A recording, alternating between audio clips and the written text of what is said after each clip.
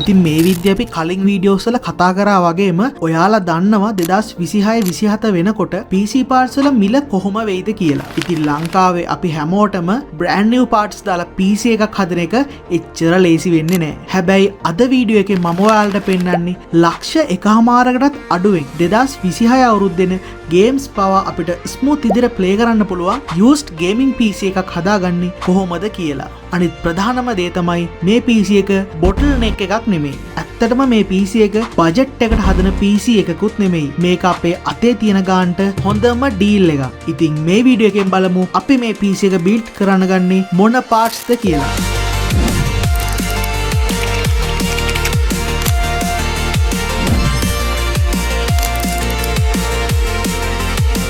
අපි මුලින්ම බලමු PC එකේ මොළය, ඒ කියන්නේ CPU එක විදියට අපි මෙතෙන්දි තෝරගන්න යන්නේ මොකද්ද කියලා. මෙතෙන්දි මම ඔප්ෂන් දෙකක් සිලෙක්ට් කරලා තියෙනවා. එයාලා දෙන්නම හොඳ ලෙජන්ඩ්ස්ලා දෙන්නේ. එක්කෙනෙක් තමයි AMD Ryzen 5 3600 කියන CPU එක. එහෙම නැත්නම් අපිට ගන්න පුළුවන් Intel i5 10400F කියන CPU එක. ඉතින් මේ දෙන්නගෙන් එක්කෙනෙක් ඔයාලට used market එකේ ගන්න පුළුවන් රුපියල් 22000 රුපියල් 18000 වගේ අතර මුදලකට. මේ CPU දෙකම කෝස් 6ක් තියෙන threads 12ක් තියෙන නිසා 2026 දී ඔයාට ඕනම වැඩක් හොඳට කරගන්න පුළුවන් හැකියාව ලබා දීලා තියෙනවා. දැන් අපි එන්නේ මේකේ වැඩකාරය ගාවට. ඒ කියන්නේ GPU එකට. ඉතින් ඔයාලා දන්නා වගේ මේක තමයි PC එකේ වටිනාම කොටස. ඉතින් මම මෙතෙන්දී ඔප්ෂන් දෙකක් තෝරගෙන තියෙනවා. එක්කෙනෙක් තමයි Nvidia RTX 2060 Super. එහෙම නැත්නම් ඔයාලට තෝරගන්න පුළුවන් AMD RX 6600 කාඩ් එක. ඉතින් මේ වෙද්දී used market එකේ මේවා රුපියල් 55000ත් රුපියල් 70000ත් වගේ අතර මුදලකට ඔයාලට ගන්න පුළුවන්. හැබැයි හොඳට මතක තියාගන්න ඕනි පොයින්ට් එකක් තමයි 2026 වගේ අවුරුද්දක එන ගේම්ස් වලට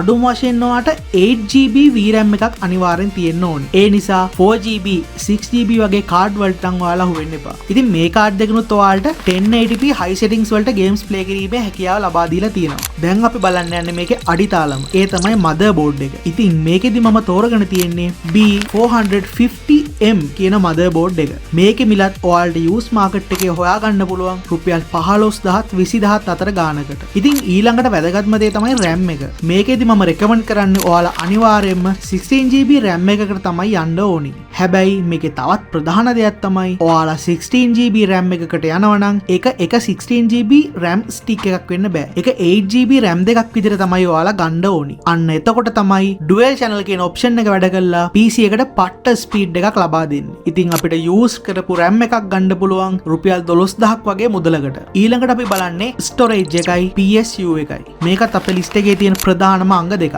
ඉතින් මම මේකේ storage එකට 512GB NVMe SSD එකක් select කරගෙන තියෙනවා. රුපියල් 9000ත් 12000ත් අතර වගේ මුදලකට ඔයාලට ගන්න පුළුවන්. හැබැයි මේක ඊළඟට අපි බලන්න ඕනි විශේෂම දේ තමයි ගොඩක් අය වරද්ද ගන්න තැනකුත් තමයි මේකේ power supply එක. ඔයාලා use කරපු power supply එකක් ගත්තත් ඒකේ brand එක බලන්න. හොඳ brand එකක් අනිවාර්යෙන් ඔයාලා PSU එකට ගන්න. මොකද නිකන් ලාභෙට තියෙන Chinese power supply දාලා අනිත් කැලේ ටිකත් damage කරගන්න නම් එපා. ඒ වගේම තමයි ඔයාලට මේ සේරම assemble කරලා ඒක ලස්සනට තියාගන්න ඔයාලට පුළුවන් අඩු මුදලකට තියෙන computer casing එකක් මිලදී ගන්න. ඒකත් හොඳ condition තියෙන එකක් ඔයාලට use කරපු market එකකින් හොයාගන්න පුළුවන්. ඉතින් අපි මේ සේරගම cost එක බැලුවට පස්සේ අපිට දල වශයෙන් රුපියල් 1,25,000ත් 1,50,000ත් අතර ගාණක් අපිට එකතු වෙයි. ඉතින් අපි කලින් කතා කරපු 2,75,000ක PC එකකට වඩා රුපියල් ලක්ෂයක් විතර අඩුවෙන් අපිට මේ PC එක build කරගන්න පුළුවන්. හැබැයි අපි මේකට use කරලා තියෙන්නේ use කරපු PC parts. ඉතින් ඔයාලා use කරපු PC parts ගද්දි අනිවාර්යයෙන්ම සලකලා බලන්න ඕනේ කරුණු කීපයක් තියෙනවා. මුලින්ම GPU එක. ඔයාලා GPU එකක් ගද්දි ඒක mining කරපු GPU එකක්ද නැද්ද කියලා අනිවාර්යෙන් බලන්න. ඊළඟට